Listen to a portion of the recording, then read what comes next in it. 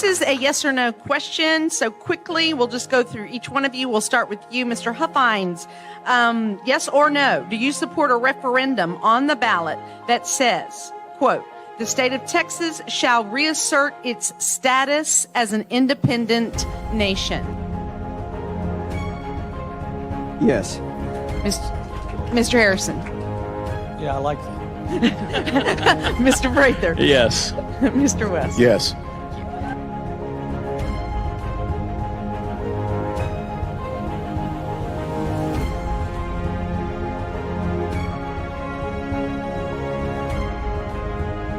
And in the end, across so many other issues, we believe in putting the question of Texas independence back in the hands of the people and let the people decide what the political future of Texas is.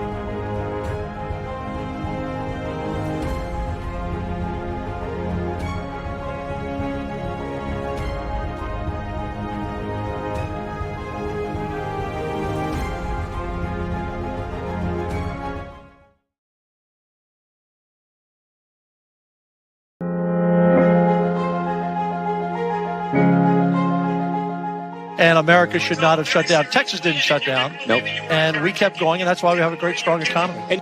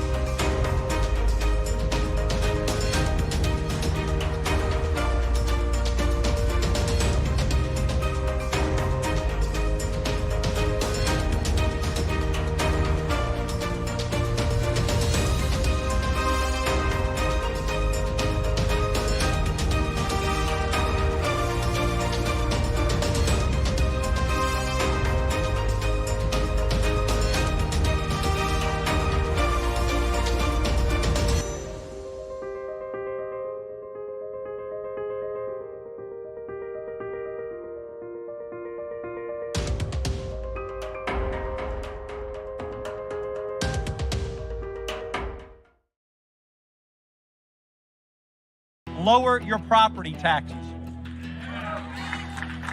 And we're going to get that done. A report by the House Ways and Means Committee predicted many homeowners would see taxes increase regardless. But this session, We are going to take a major step in reducing your property taxes because people need to be able to afford to live in their homes and operate their businesses without being taxed out of them. We will pass major property tax relief. I studied the property tax plans for about 50 governments, cities, counties, and school districts, and I could hardly find any that aren't raising taxes. As your lieutenant governor, I will pass legislation to cut property taxes again next session.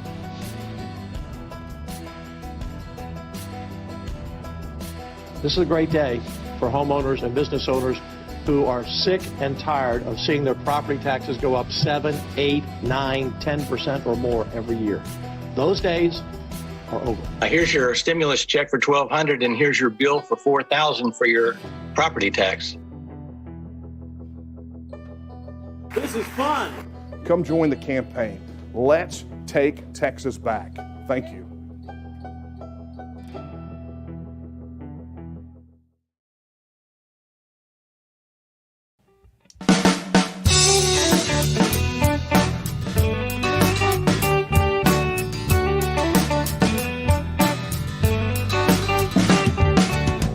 Well, the people in power, whether red or blue, they could not care less about Texas, me and you. They created this give me country that don't value hard work. For a Texan to survive, all we need are some seeds and dirt. Texan rise, don't you hear your call?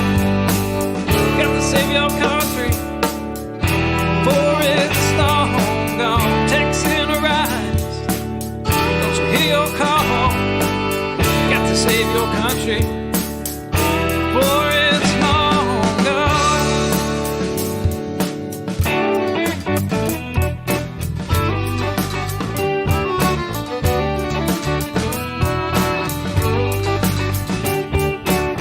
We believe in family and we value our community. Gladly lend a helping hand to a neighbor in need. And we don't believe that government should provide for all of society's needs. No, it's the pride of a Texan to give to others voluntarily. Texan rise, don't you hear your call? Gotta save your country, for it's long gone. Texan rise, don't you hear your call? Got to save your country, for it's long gone.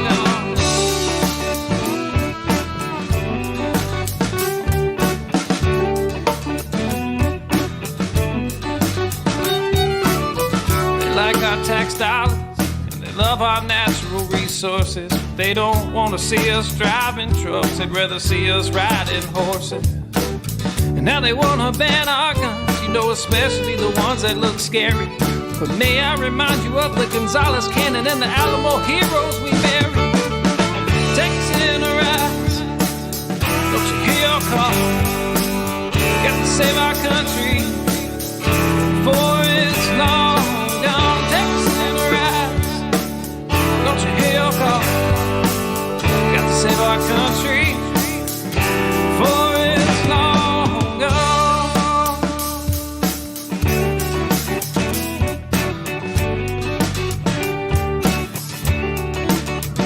This last verse is straight from the Texas Constitution, Article 1, Section 1 and 2.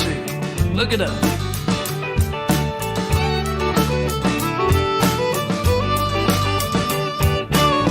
Texas is an independent state, yet presently we suffer.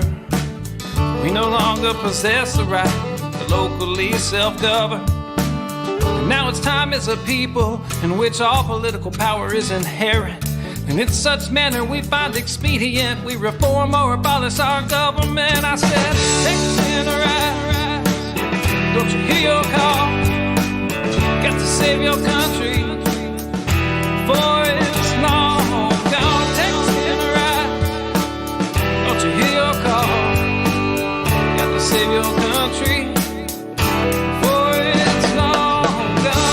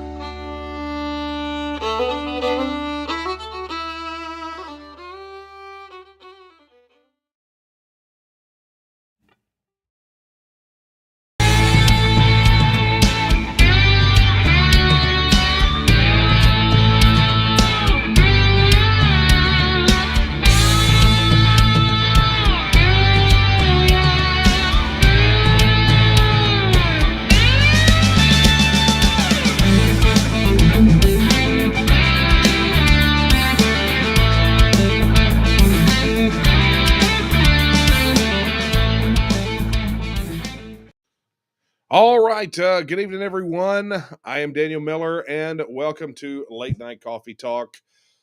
This is, for those of you that are uninitiated, this is my weekly decompress session. It's not a show. It's just me, a cup of coffee, and all of you talking about what's happened over the last week and what's kind of on my mind and what's going to happen next week. And you get to drive it, right? I ask questions. I literally have a Q&A session every single solitary week. I think that that would probably make me the most accessible lieutenant governor in history because I have every intention of continuing the practice once we take back our capital.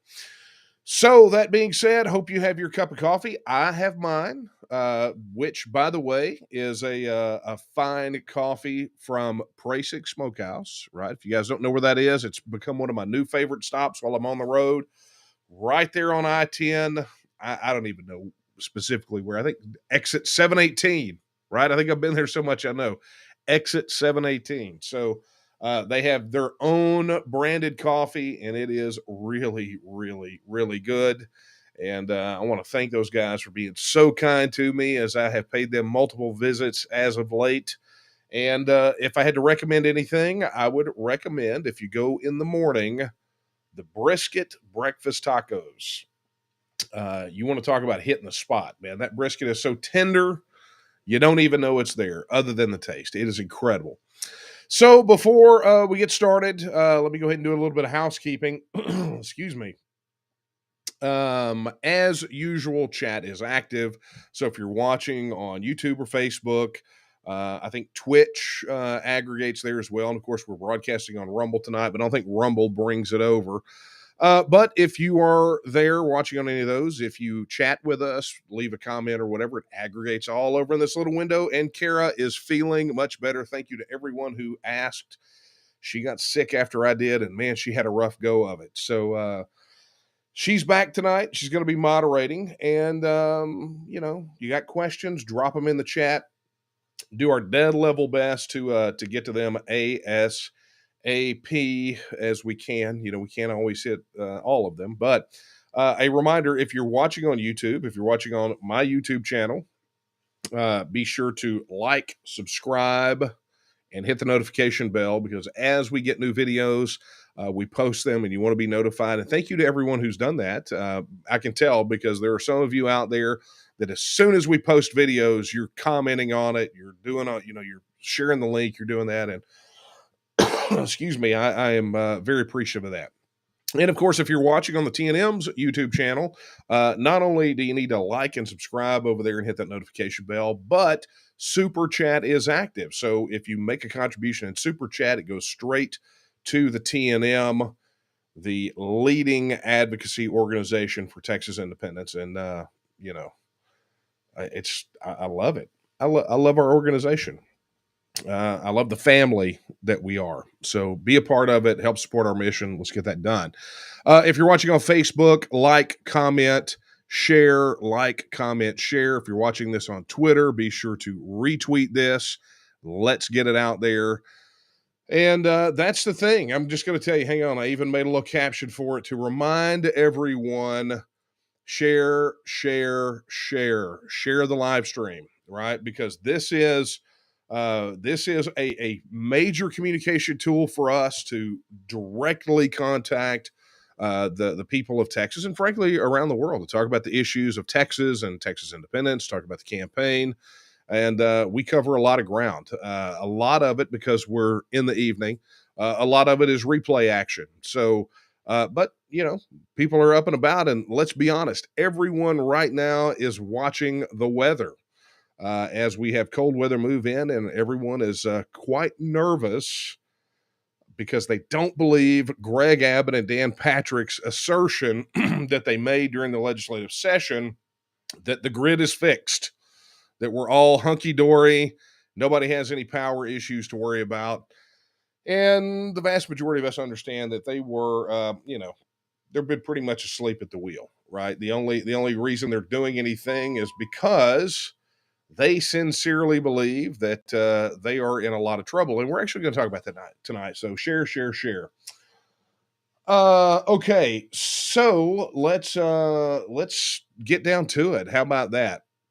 Oh, one thing, as we're starting, I saw some chatter before we went live of people saying, "Look, donate to the campaign," and that is very much appreciated. I see some of you have already done that. So here's what I'm going to do.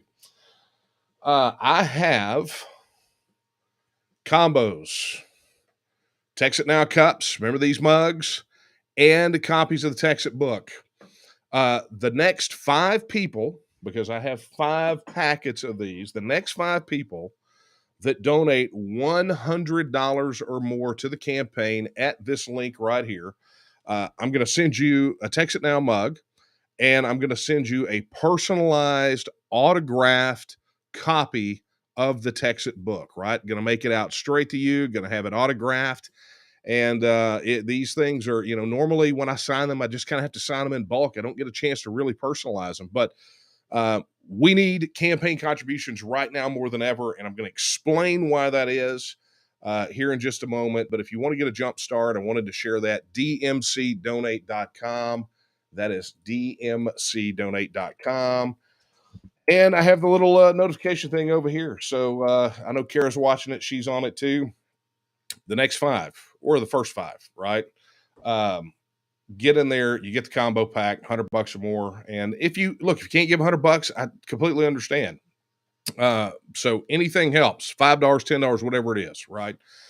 But we have got a massive, massive opportunity. And so I'm gonna set the lay of the land for you right now, because this has been I don't even know how to describe the kind of week that we've had since I was with you last. Okay. So as you know, a part of going out there and engaging the statewide campaign is participating in a ton of candidate events and forums, right? And forgive me, people. It's not that I'm distracted. I'm just trying to pull something up because I want to make sure that I'm telling you correctly on the timeline here.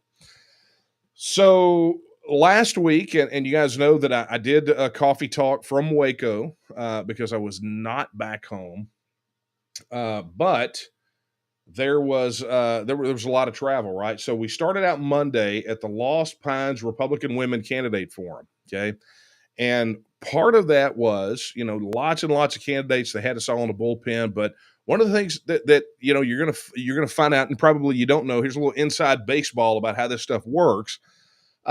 We had a minute to intro ourselves, 1 minute, and then they gave us 3 questions, and we had 30 seconds to answer those questions, and then that was it, right? So Nederland to Bastrop for 2.5 minutes of then we had a 1 minute outro, so 3.5 minutes, right? So Nederland to Bastrop, 3.5 minutes. Okay.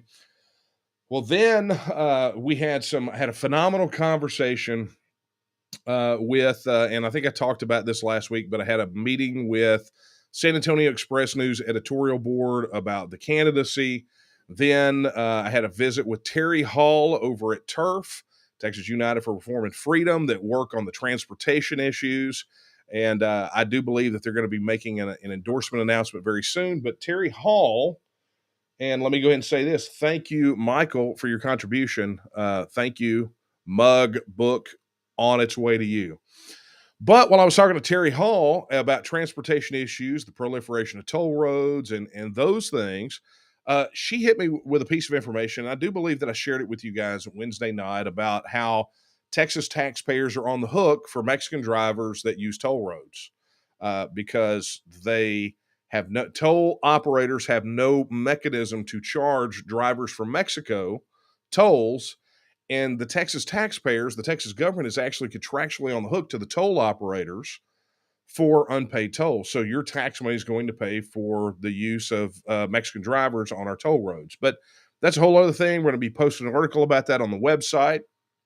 But it's explosive. I mean, there's so many issues surrounding transportation that just have not been touched in this election cycle. And it's like this unseen thing that people just don't want to acknowledge, politicians in particular. And there's probably a good bit of that is um, because I think there perhaps might be some politician profit in there, whether it's campaign contributions or something on the other side, rounding around money. We don't know, right? That's not Terry's words. That's not what I'm saying. I'm just saying that there is some other motivation that's out there. We don't know what it is, but we look forward to uncovering it.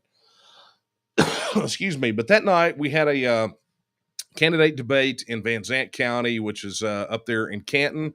Got to visit with Representative Brian Slayton. There's actually a picture on the website of Brian and I. Got to visit with Chad Prather. But Brian and I talked about a couple of different issues, right? As many of you know, Brian was one of the ones who signed on to Kyle Biederman's House Bill 1359, the Texas Independence Referendum Act. And so Brian and I talked about some strategy moving forward in the next legislative session. And not from Brian, but it was at that particular event that I began to hear some scuttlebutt about where Dan Patrick thinks he is in the polls and why he's in a high panic. And I wanted more details, but it was not an appropriate time. And again, like I said, it wasn't from Slayton; it was from someone else that was there. And I don't do the hearsay thing very well. You take information and you measure it, and you say, okay, does this make sense in the context of other information that we have? So filed it away, as I often do. And then the next day, I had my interview for those of you, and I talked about this Wednesday night, my interview with Texas Scorecard, which will be, as someone put in chat earlier, will be released sometime next week. Great interview. Then I did my candidate Zoom with Joanne Fleming and the organization over there, Grassroots America, We the People. And I think it went fine. I mean, we talked TEXIT, we talked budgets, we talked about fiscal responsibility. I mean, we talked about a ton of things. So good conversation. Don't know if they're going to endorse or not, but I appreciated the opportunity.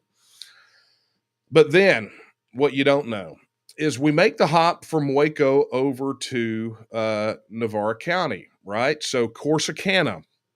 Now, Corsicana, the Navarre County Republican Party was going to have a candidate for them. We show up and they say, sorry, you didn't respond. You can't participate. And we said, oh, but we did, because we have our act together, right? We don't show up to somewhere unless we're confirmed. Well, sure enough, they wanted to, we pulled up, Daphne was there. She got with Kara. They pulled up the email, showed the confirmation, and the confirmation showed that we confirmed almost immediately, like within 48 hours after we received the email, right? So we confirmed, we took care of our business. Okay, cool. Well, if you want to come in, you got to pay $50. Okay, fine. Here's your $50. I get it. Things cost money. Here's your $50. I don't mind. Well, I'm sorry, but because we weren't expecting you, you don't have a table. But you're welcome to stay. Okay, well, not a problem. Good thing we got a table in the back of the vehicle, right? Dan makes sure that we have everything, like literally everything. So we had a table. So went and got the table. Got the table, got it set up, did all of our stuff. And then when it came time for the lieutenant governor candidates, it was just myself and Tracy Bradford there. They said, okay, great. You have 15 seconds for an intro. And unfortunately, because we weren't expecting either one of you, we have no questions. So we're calculating $50, just the 50, not including travel and all that other stuff, $50, 15 seconds. How much is that per second of time? Well, good news. The moderator that they had, and I can't remember, he might have been a county commissioner, city council member, whatever it was. He came up with 3 questions on the fly, for which we had 15 to 30 seconds to answer each question, with no wrap up. So it was like all of that, $50, 15 seconds, then 3 more questions, maybe a total of a minute if you were to cumulative answers, right? With no outro. Well, yours truly, having a sense of humor, and understanding sometimes things just go wonky, right? As I'm walking off stage, the announcer, the host, excuse me, is mentioning our names, and he can't remember my name. And he's looking at his sheet of paper and he can't find it. So he's like, and he says, Tracy Bradford and I lean down to him and I whisper, Jack Johnson. And he's like, Jack Johnson. You got to have fun, folks. You got to have fun. So anyway, worked the rest of the event, met some fantastic people there, though. Man, we had some great volunteers that came out. Robin McGraw was there. Chris Powell was there. Jay Vandiver, district director, was out there. It was just a heck of an event. Met a radio station owner there. Additionally, met the owner of the venue, which was at the Corsicana Opry House, which is this phenomenal historic building. Beautiful music venue, restored, tons and tons of history. And I'm going to encourage every one of you, if you get over to Corsicana, take an opportunity to head over to the Corsicana Opry House. That place is phenomenal, and you just got to go meet the fine people there. As a matter of fact, Carolyn, if you're watching, I have your card right here. I have your card. Phenomenal time, phenomenal opportunity. Okay, a couple more donations have come in, so thank you to Chris and thank you to Jeremy. Thank you guys so very much. Two more out the door. We've got 2 left to book and TEXIT Now mug combos, personalized TEXIT book, and a TEXIT Now mug. We got 2 left, so make sure you get it in. So we move on from that, and that was.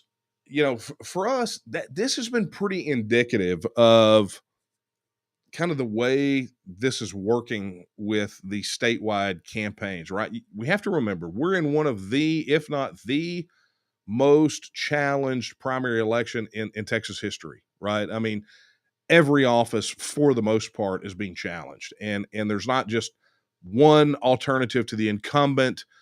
These races are extremely competitive, right? I mean, you've got tons of these things, tons of candidates in each of the races. So, it's important that we understand that. Hang on just one second, as I'm going to flash this up there for you. Just go look at this website, which is taketexasback.com. That's the website for the TNM's PAC, and you're going to see a list of candidates that have taken the Texas First pledge, right? And when you look, there's over 60 candidates already on there, and more to come. And many of those are already office holders, either statewide, legislatively, State Board of Education, whatever it is.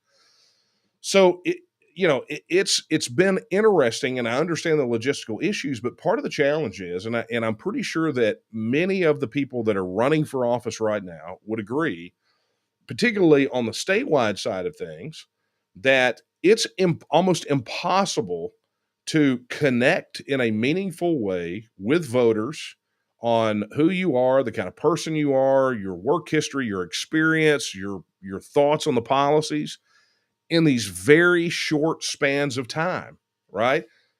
15 seconds. Literally, both Tracy and I said that this was mine.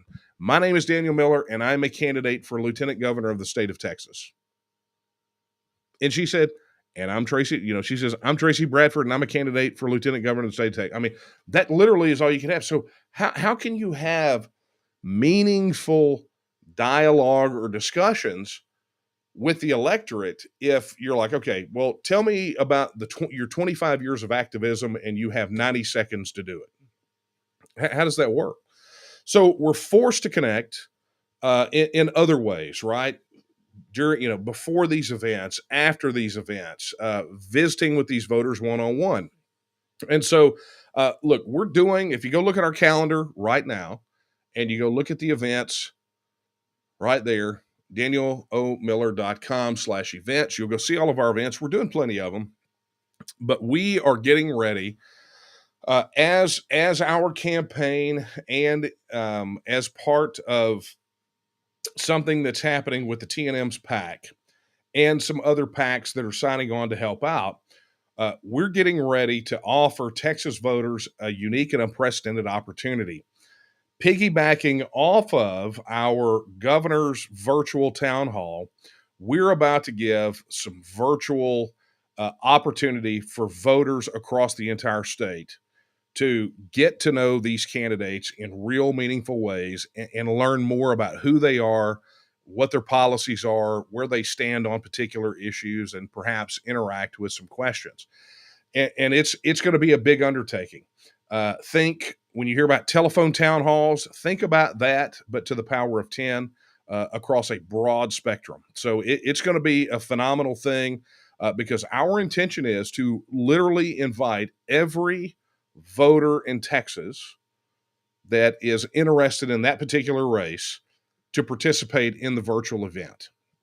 So it's going to be awesome. I've got a call as soon as this is over with, and we're going to get some final details hammered out, but it's going to be a phenomenal opportunity, unlike anyone has experienced across a broad range of candidates. So to all of my fellow Texas First candidates, that are on the TNM slate over there, we're looking forward to giving you this opportunity to be able to connect with voters in a real and meaningful way. And so, as we're going around statewide and we're talking to rooms of candidates, like one event we did had 80 people in it. There were about 35 of them that were candidates. You're going to get to talk to not 100, 200, 300, but talk to potentially tens, if not hundreds of thousands of candidates all in one fell swoop, depending on the size. If you're in a House district, your number is going to be smaller. But if you're a statewide candidate, your reach is going to be much, much larger. So important thing that we're doing here, and just super happy to be a part of it. Super happy that our campaign is going to do some of the guinea pig work. And we got a lot going on. So that being said, moving right along, Saturday, as many of you know, we had a group of volunteers at the Trump rally in Conroe. And initially we heard there was going to be like 5,000 to 10,000 people there. Well, some estimates put it somewhere north of 50,000. Somebody says 80,000. I think the county officials have come out and given some figure between those two, but it was a massive amount of people. And our volunteers were there to let people know that there is an alternative to Dan Patrick, because this has been part and parcel of the problem, right? With our campaign, we have to connect with hundreds of thousands of voters in a very short amount of time. And while Dan Patrick is not particularly popular as a lieutenant governor for a whole lot of reasons, the challenge is that the vast majority of Texas voters are unaware that there are alternatives and that we're the number one alternative, right? So connecting with as many voters as possible in the shortest amount of time is important. Why one of the reasons I solicited donations at the very beginning of this, because we've got a text campaign that we've got to run.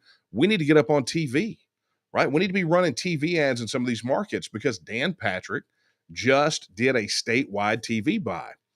Now, I say that because it's important, and I want you to file that away, and we're going to talk about it here in a minute. But I got to give a salute to all of the volunteers that came in from across the state to talk about our campaign and to introduce our campaign to those tens of thousands of people that were there at that rally.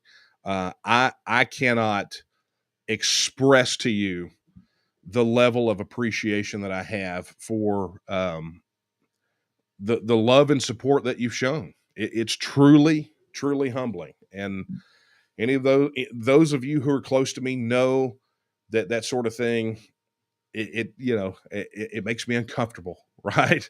I don't understand it, because at the end of the day, I don't know that I've done anything that particularly special, right? But you guys inspire me. If it weren't for you, I don't know. I would never have thrown in the towel, but you guys make this enjoyable and exciting. And I'm just proud to be on this journey with all of you. So thank you for what you're doing. Thank you for showing this level of support, because you may not realize it yet, but on Saturday you crushed it. You hit a home run. And not only did we have volunteers there, we had Carrie Barron down, who went down to McAllen, down to the border, who was repping for the campaign. I mean, it was just incredible. And let me do this, or Paul Roby will strangle me. If you would like to volunteer for the campaign, head over to danielomiller.com/volunteer. I'm going to leave this on the screen for the duration of my discussion about this. But you guys went out there. Claver, our campaign manager, chief advisor to me in the TNM, Claver stayed on the bullhorn for like 10 hours, just talking about what we're about, talking about Dan Patrick's campaign. And I'm going to tell you, I actually got an email from someone who was upset that we were exposing Dan Patrick's record at that event, and have become upset over the fact that we do an awful lot of talking about Dan Patrick's record. And for me, I kind of find it strange. I kind of find it unbelievable, because if you're not given a reason to remove your support from the incumbent, then why would you do that, right? If their record is so solid, we wouldn't want to change, right? If Dan Patrick was strong on the Constitution, Article 1, Section 2, I probably wouldn't be running. If he would have opened his mouth and stood up for the people of Texas during the lockdowns, probably wouldn't be running, right? If he would have honored his commitments to secure the border and reduce property taxes, we may not even be having this conversation. But the fact of the matter is, he has a record. And I said it at the very beginning of this campaign, is that it's me running for lieutenant governor and Dan Patrick running against Dan Patrick. What he said, what he did, and what he didn't do, right? So that being said, understand, we're not gonna soften up on his record, because we can't afford to. Too many people are being exposed to the rhetoric, and I want to explain to you what I mean. Okay, so let me turn this off real quick, and I am going to, let me do this. So we released a video. There was a snippet he did after he gave his speech at the Trump rally, which, by the way, as I said to many people, elicited the amount of enthusiasm generally reserved for a colonoscopy or a tax audit. He went on Newsmax and gave an interview. And in that interview, let's see if we can find it here. This is what he said. Should not have shut down. Texas didn't shut down. Nope. And we kept going, and that's why we have a great, strong economy. He made the claim that Texas didn't shut down when Fauci and the CDC said shut down and Abbott said shut down. He's claiming it never happened. And you'd be surprised at the people that believe that it didn't shut down. And maybe for some people it did. Maybe it was life as usual, right? But for the vast majority of Texans who were shut out of their churches, who were shut out of their businesses, 19, almost 20% of Texas businesses closed down because of the lockdowns, never to return, right? There was a lockdown. We were shut down. But yet, here he is saying, should not have shut down. Texas didn't shut down. Nope. And we kept going, and that's why we have a great, strong economy. It beggars belief. I mean, you just can't make it up. So that's why making sure that our volunteers are out there and that we're raising money, and why we've got to get up on TV, is super important. But it was also that day, particularly where I was that morning, which was I was at a Texas Federation of Republican Women Leadership Conference working at a table and with other candidates and other people. And here's what I heard. I heard from someone who is deep inside that Dan Patrick is absolutely scared to death. It is at this point in his mind, and in the mind of many others, that he and I will end up in a runoff after March the 1st. So what he's going to do is he is going to try to smother Texas with TV and radio and digital media. That's what he's wanting to do. It's one of the reasons that he's not showing up anywhere, right? I played a video at the very beginning of this before we even started talking about how he hasn't shown up to a single candidate event, not one, because he will not stand on the stage and face questions about his record. So what does that tell you? What does that tell you about him? Right? He's doing the same thing that Greg Abbott did, and Abbott has been scolded, right? There was an op-ed written in the Midland newspaper where Abbott declined to be in a candidate forum with his other challengers because of some kind of conflict. However, he could hold his own event in Midland on the same day, right? So Abbott is the same way. I mean, Patrick is the same way. He's running and hiding. And look, if he thinks this is new for me, it's not. In 2012, when I ran against Alan Ritter, the one time he showed up to a candidate event, I could not be there, but Claver was there as the campaign surrogate, and Claver embarrassed the guy in front of God and everybody by exposing his voting record, right? That is what Dan Patrick doesn't want. So his strategy is to hope that he can smother the electorate with enough BS that they will believe that they will buy it. And voters out there who do not know that there is an alternative or a choice other than Dan Patrick will go into the voting booth, see the name they recognize, and select it, as opposed to a name that they don't. So it's imperative that we raise the money to get on TV, to get on radio, and to increase our digital presence. Because it is, at this point, we have a shot. Now, if you think that that's even the end of it, it's not. You see, because that wasn't the end of the week, right? I got to come home on Sunday, and then I got to go to Hallettsville Monday night and speak with the great folks over there, where I had been literally 10 months and 2 days previous, talking about TEXIT, talking about the Texas Independence Referendum Act, and just meeting with those phenomenal people. Becky Berger over there, all those people have been phenomenal. They've been great supporters. Many of them joined the TNM and are working with us on TEXIT. So it was a great event. Got to meet a lot of fine people, a lot of great got to spend some time with candidates. But that's where I found out another interesting piece of information, which is, without a doubt, Dan Patrick, and I will paraphrase, but almost a quote, Dan Patrick is crapping bricks. He is he's beyond it. By this point, it's more than almost certain. He is anticipating a runoff between the two of us, right? So we just have to get there. We just have to get there. We have to increase our numbers. So they also know that a runoff favors the challenger, not the incumbent. So we've got a lot of work to do, right? I mean, phenomenal news. And like even today, I got great news. I've got an endorsement coming that's it's going to blow people away. When they see the endorsement, they're going to freak out. This is going to be the dividing line that says, okay, boom, this endorsement is huge. This comes from a place of credibility of someone who believes that Daniel Miller can be our next lieutenant governor and should be. So be on the lookout for that. Let me do this too. Let me pause, take a break. Man, you guys are pounding the questions.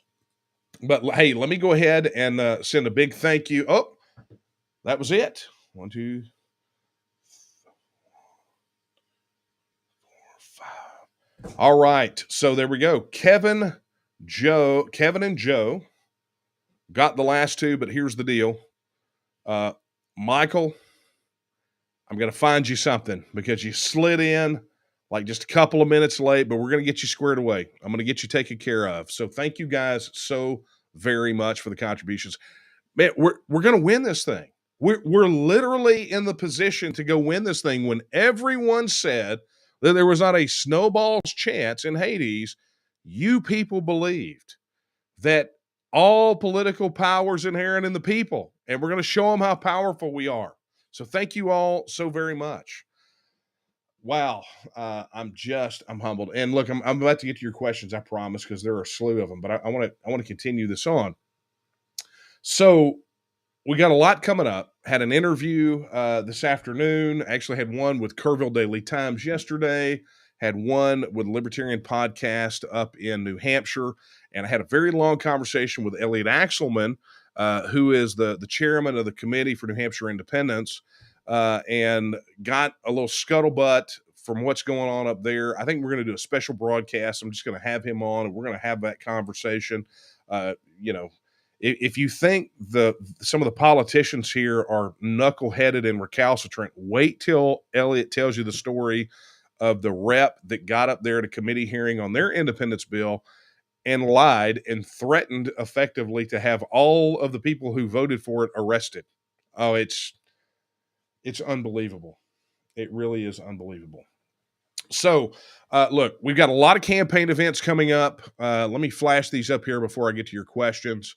Oh, and by the way, the next time you see me in this office doing a coffee talk, it is going to be a solid hour, and it's going to be titled The People versus Dan Patrick. And I'm going to take a full hour, and I'm going to deconstruct Dan Patrick's voting record. And you will be able to point any voter to that voting record, to his record in the Senate, to his record as a lieutenant governor, and help them understand why that this is the most important election that they could ever imagine.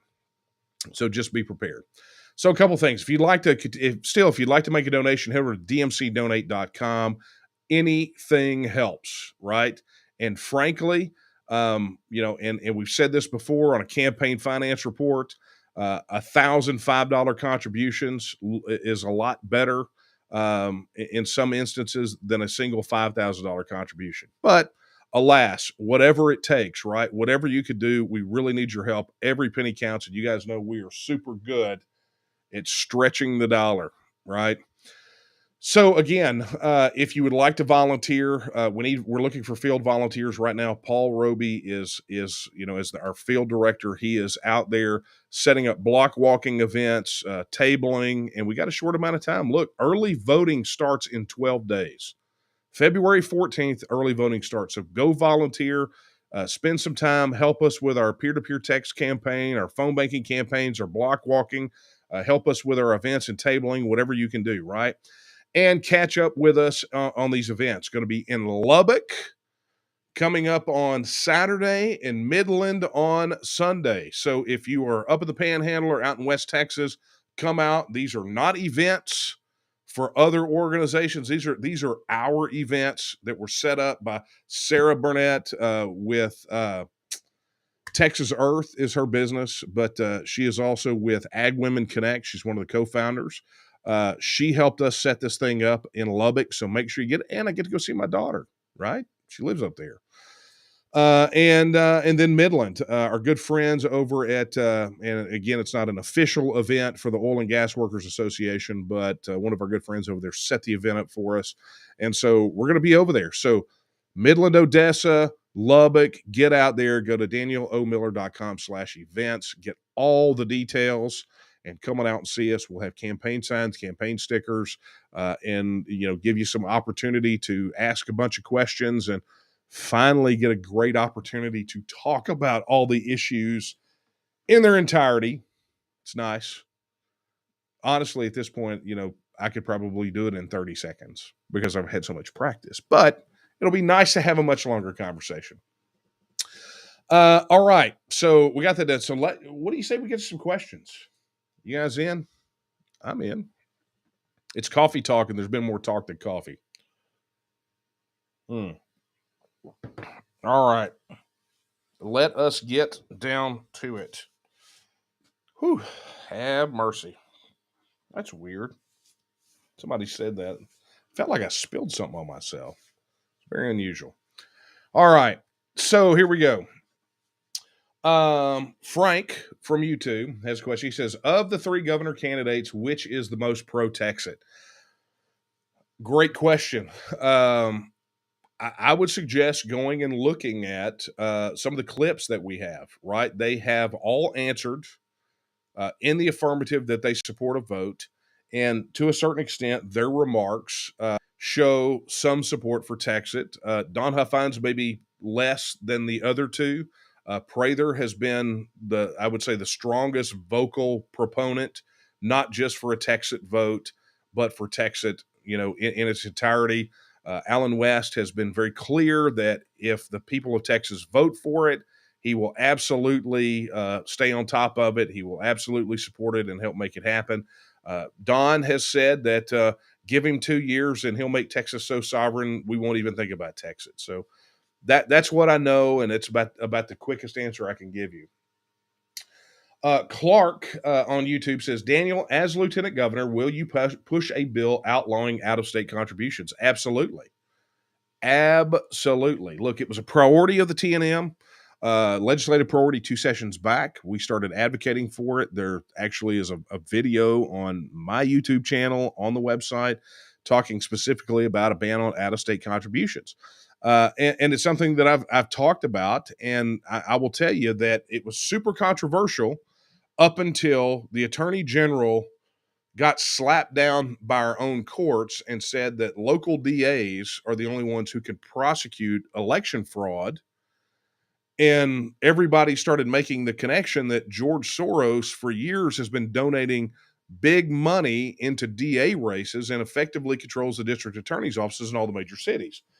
So it's a big deal, right? So for me, a ban on out-of-state contributions is not a campaign finance issue. It's a state sovereignty issue, right? We don't let people in Russia or China or Mexico or any other foreign country donate to campaigns, right? To play in our political elections. And frankly, we shouldn't let people from California and New York and Washington, D.C. and other places play in our elections either. It's a state sovereignty issue. And if we're going to have Texas elections for Texas candidates where Texas voters are the ones who have their say, then we don't have any business allowing money to flow in from Hollywood and Manhattan and K Street in Washington, D.C. Gary says, I trade futures for a living. When we leave the union, will I be able to make a living trading on the exchange? Yes or no? Sure. I mean, that, people do that all the time. So that doesn't change. Just because Texas becomes a self-governing independent nation doesn't mean that we have to forego things like our own stock exchange. As a matter of fact, it wasn't even, I think, 2 years ago that representatives from NASDAQ and New York Stock Exchange were actually down here in Texas, and there was serious discussion about them relocating to Texas. If you haven't figured it out yet, Dallas-Fort Worth is the financial heart of Texas, right? That's the heart of financial services is in Dallas. There is so much money related to financial services and that sort of aspect of things in Dallas. It is obscene. It's just a phenomenal place for that. So I can't think of a better place than Dallas-Fort Worth for that to be. I mean, let's go. It's called a stock exchange, right? And we have the Fort Worth stockyards. Make the connection, right? Okay, so Bobby on Facebook, he says, as an elected official, what would your mission be? My mission would be to fulfill the duties of the Constitution that are specified, right? Let me just scrub it, right? And let me just say this, and it gets down to the fundamental viewpoint of what government's role is. And the government's role is to protect the liberty and freedom of its citizens, right? To protect the life, liberty, and property of its citizens. That is the fundamental role of government. And as someone who is elected to an elected position, it is to do those things, to adhere to the Constitution, right? And then ultimately to respect the will of the voters, right? To respect the will of the people of Texas. That's the role. Article 1, Section 2 is very plain. So that's my mission. And I say this, people ask, why did you run against Dan Patrick? And I say, look, it's quite simple. Yes, I was asked, but I have a 3-point litmus test for whether or not an incumbent deserves a vote. Number one, did they adhere to the Constitution? Number two, did they do what they promised that they would do? And number three, did they respect the wishes of the people who voted for them and put them in office? And across all three of those, Dan Patrick failed. So my goal would be to make sure that I don't fail on any of those three. And let me just say this because I missed this too. Tim Curtis, thank you so much for your contribution. Man, oh man, Tim was going to do a phenomenal thing for us up there in Denton County for the Lincoln Reagan dinner.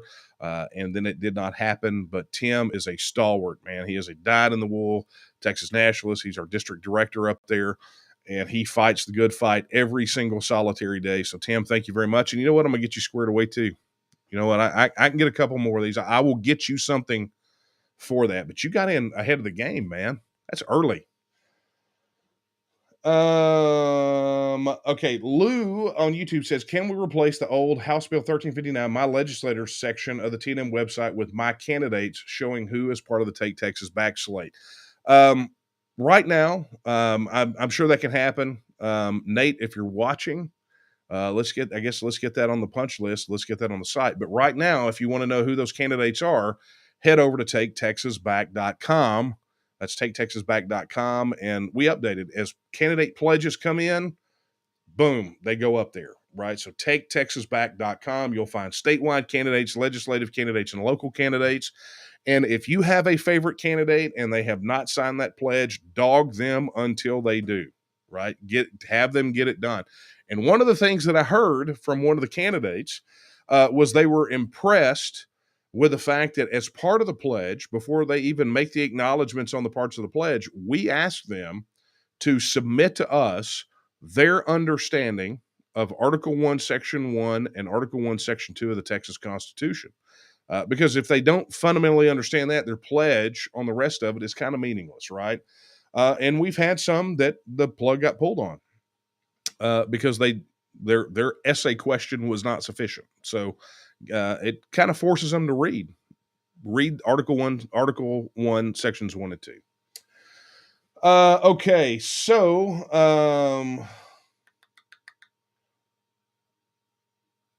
all right, Willie's getting ready to move from New York to Texas, where he shares our values, and his values are our values, and they're appreciated here. And he says, "God bless Texas." Willie, come home. This is your new home. And for people who are wondering, I see several questions here about my stance on various issues. If you go to my website at danielomiller.com and click issues, boom, they're all there. And we're fleshing it out every single solitary day. We've got one that's getting ready to go up dealing specifically with transportation because we're getting asked about that a lot. But it's all there. What you're going to find every bit of it. Thomas on YouTube says, when is there going to be an LG debate? I don't know that there is, right? We allegedly had one. The one in Van Zandt County was slated as a debate, but it really wasn't one. We've had candidate forums, but they've not been in a debate format. It's just been, okay, opening statement, here's a question, everybody, you got time to answer it, then closing statements. I mean, that's how it goes. So I don't know that there's going to be an actual debate, but there have been plenty of candidate forums. Not as many as we'd like with as much time as we'd like to have. But in those videos, if you go to our YouTube channel, you'll see there's I think we have. I know we have Cook County on there. I think we have Cook County. We have a couple of them on there. But of course, Dan Patrick doesn't show up to any of them, so he's running scared. Okay. I'm going to skip to this one. Alberto wants to know, do you prefer blue cheese or ranch? It really depends on what it's with. If it's on a salad, I pretty much prefer blue cheese. And as you can see, I answer every question that I possibly can. Okay, so William on YouTube says, I see Miss Bradford. Now, you're talking about Tracy Bradford. She's one of the other candidates for lieutenant governor. She's a phenomenal lady, has some great experience. But he says, I see Miss Bradford's objection to TEXIT is that we would be under the same state government that we are under now. I know this isn't true, but I'm having difficulty explaining why. Could you explain? I tell you what, I'm going to do better. I'm going to find out what's happening there. Okay. I am going to play you a video that's posted on our YouTube channel that came from an article that I wrote a long time ago. And Will Casey, our resident video guru, said it. And so I'm going to let this answer. Hope you guys don't mind. Man, you see what's going on in Washington, D.C. these days? That place is definitely a political swamp. You're starting to hear things coming out of Austin. It just makes me wonder, if Texas gets its independence, how are we going to prevent the same thing from happening here? I mean, what's to keep us from getting electile dysfunction? One of the main issues driving Texans to seek independence is how dysfunctional, and in some cases, downright dishonest, our legislature in Washington has become. A recent Pew Public Trust survey puts it pretty plainly. Public trust in the government remains near historic lows. Only 17% of Americans today say they can trust the government in Washington to do what is right just about always, 3%, or most of the time, 14%. A June 2019 University of Texas Tribune survey said about the same thing. Only 24% of Texans hold a favorable view of the federal government. However, sometimes things happen even in Austin that make us want to question if that's just the way it is in politics. While corruption in politics is something we always should be on the lookout for, there are several factors that weigh in favor of an independent Texas. Something that's not well known is that a majority of legislation in Texas is driven solely by the federal government. Surprised? In the last session alone, nearly half of all the bills filed in Texas directly referenced federal law, federal regulations, federal agencies, or federal court rulings. Even more were filed in response to federal bills to make Texas compliant with them. Many people think Texas gets a lot of financial assistance from the federal government. In reality, this is not the case. Texas sends a lot more to the federal government than we get in return, your hard-earned money. After the feds take out their 40% membership fee, they dangle enticements in front of the Texas legislature as a reward for their loyalty. Much of our state policy directions are unnecessarily set just to be in compliance with federal laws or mandates. Think of the additional expense this causes. As an independent Texas, we would be able to set our own direction and create policies that are a perfect fit for us. Also, all that money that's currently going to Washington would stay here to be used to improve the lives of Texans. It's a natural tendency for some to treat a state-elected office as a stepping stone to what they think are bigger and better things. A shot at federal politics. It's almost like they're contestants on a game show, just hoping to make it through to the next round. Often, the things they say and the policy decisions they make are influenced by how much of an audience they will get outside of Texas. They want wider exposure so they can get their 15 minutes of fame also outside of Texas. With an independent Texas, the elected offices here would be the ultimate goal. They would spend all their efforts on making sure the people of Texas are satisfied with the job they're doing. What do you think about the job Congress is doing in Washington? Most people have definite opinions on what the federal government is doing these days. Normally, it's disapproval over something. like how they're handling health care or taxes. How about the property tax reform they were working on in the Texas legislature? Texans are distracted. We are flooded with news out of Washington, D.C., so our attention is drawn away from smaller issues here at home. Those who stay engaged on state and local issues know this frustration. Low engagement by your fellow citizens makes it easy for elected officials to just brush off your issues because they're not hearing from that many Texans about them. This distraction plays out at the polls as well. With everyone focused on the federal government, even to the point of listing federal offices at the top of the ballot, little to no attention is paid to the down-ballot races. In addition, general dissatisfaction with the federal government leads to disillusioned voters who simply give up and don't vote. With an independent Texas, the distraction of a dysfunctional federal government is gone. Our government would now be the one closest to home, here in Texas. Imagine how people would feel about voting if they actually could make a difference and be involved. It's a hard truth, but it is true. Politics runs on money. You can hate it, you can deny it, but it's the way things work.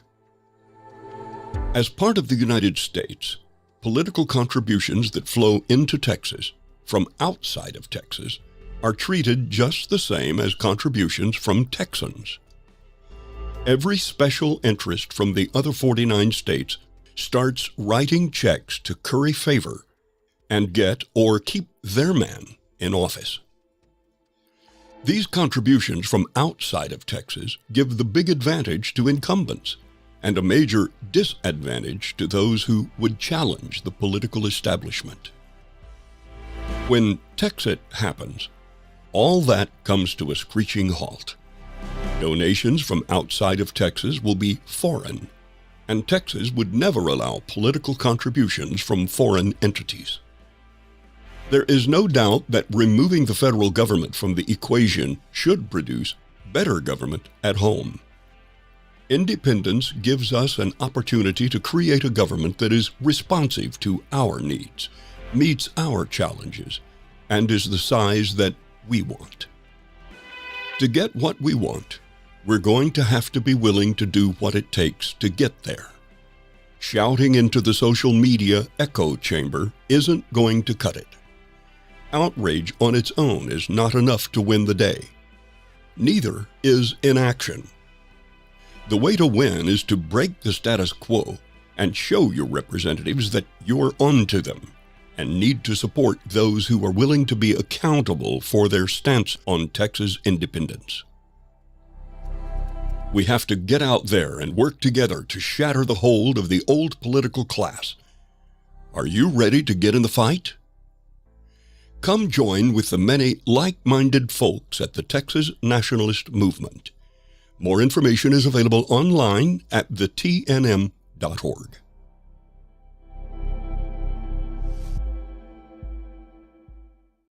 You know, I just love watching that video. Will, let me just say, you did a great job. And look, I think that's the way that you got to look at it. So, William, that's the thing. I mean, if you're having difficulty explaining why, I think it's important to understand how, for that person you're explaining it to understand how much of our politics here is influenced by our relationship within the federal system, right?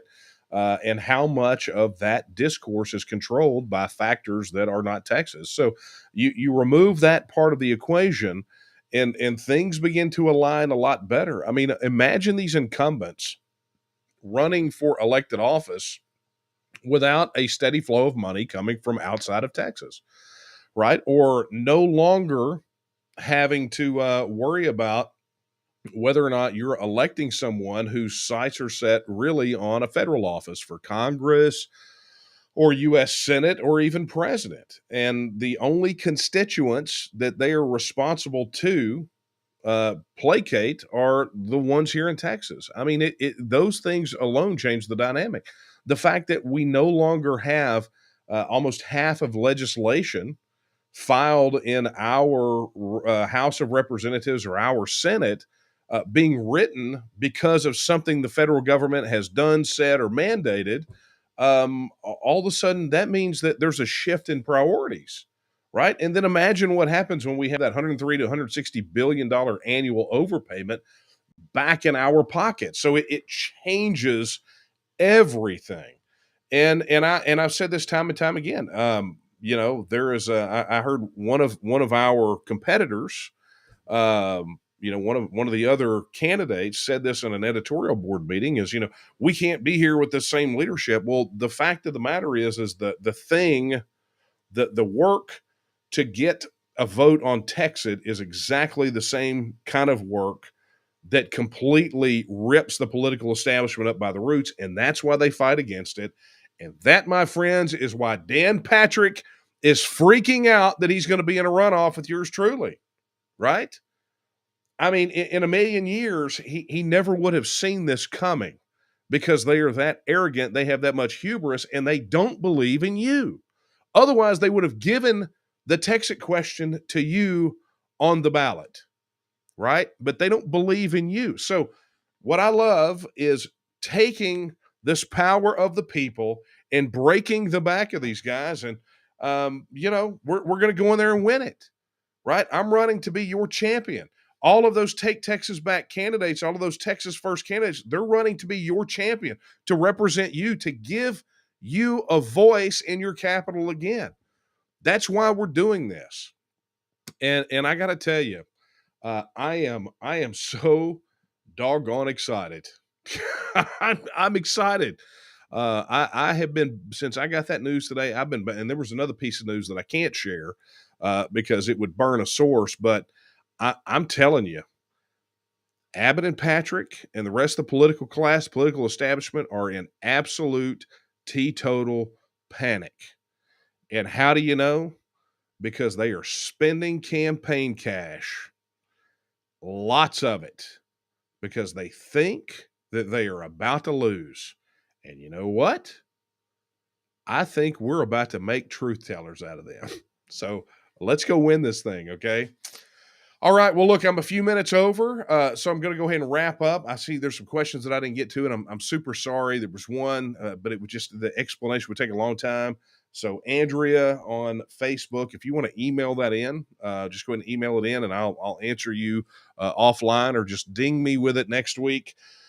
But in the meantime, I know that we've got some pretty terrible weather moving in, and so everyone, please stay warm. Make sure you got plenty of food and water. Just in case we have some of those power issues like we had a year ago. And I really hope it's not the case, but much like many of my fellow Texans, I don't have a lot of confidence in the leadership of the state to make sure that things like what happened last year don't happen again. So that being said, just a quick reminder, of course, that last video was from the TNM. And so I want to encourage you, if you are not a member of the Texas Nationalist Movement, head over to tnm.me/join, become a member today. And then, of course, if you have any TEXIT questions, you can get answers at texitnow.org. That's texitnow.org, or pick up a copy of the book TEXIT. If you get it on the TNM website, 100% of the proceeds go to the work of the TNM. If you get it off the campaign site, proceeds go toward the campaign account. Or if you get it on Amazon, proceeds go to launching Jeff Bezos back into space again. So just bear that in mind. All right. It is time that we wrap this bad boy. Oh yeah, I forgot. By the way, if you're not following me on social media, head over. You can follow me on Twitter, Getter, Gab, Facebook, pretty much LinkedIn, pretty much everything. I am the Texian DM. That is the Texian DM. Find me there. Let's connect up on social, and let's spread the good news that there is a new day dawning. There is a change coming, long overdue, and we're going to take Texas back. So I will leave you with the words that I leave you with every single solitary week, and they are the words of Sam Houston. when he said that Texas will again lift its head and stand among the nations. I believe that that time is now, and the question is, will you stand with her? Good night, everyone.